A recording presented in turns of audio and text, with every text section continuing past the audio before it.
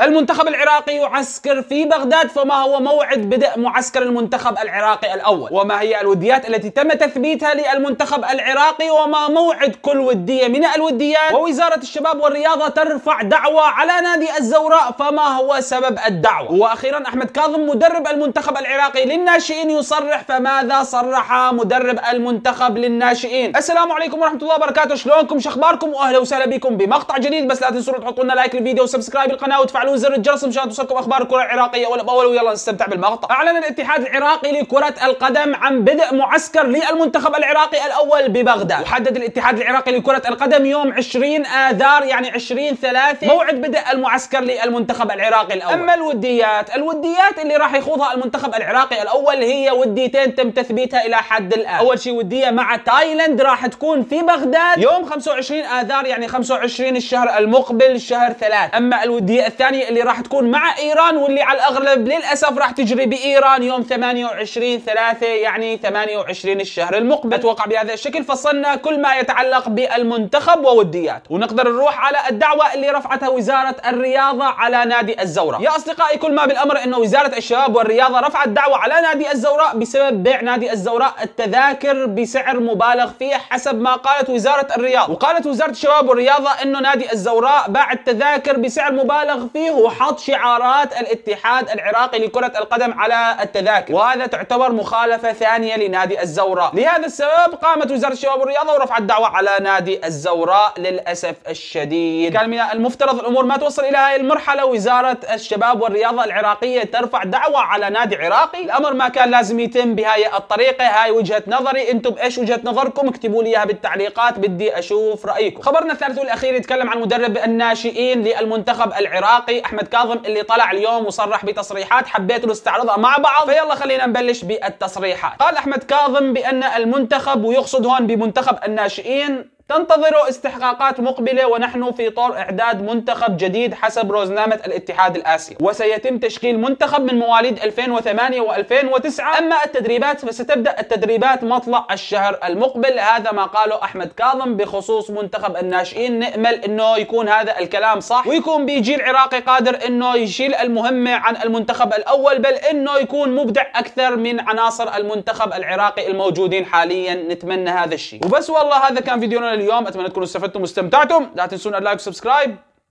السلام عليكم ورحمة الله تعالى وبركاته.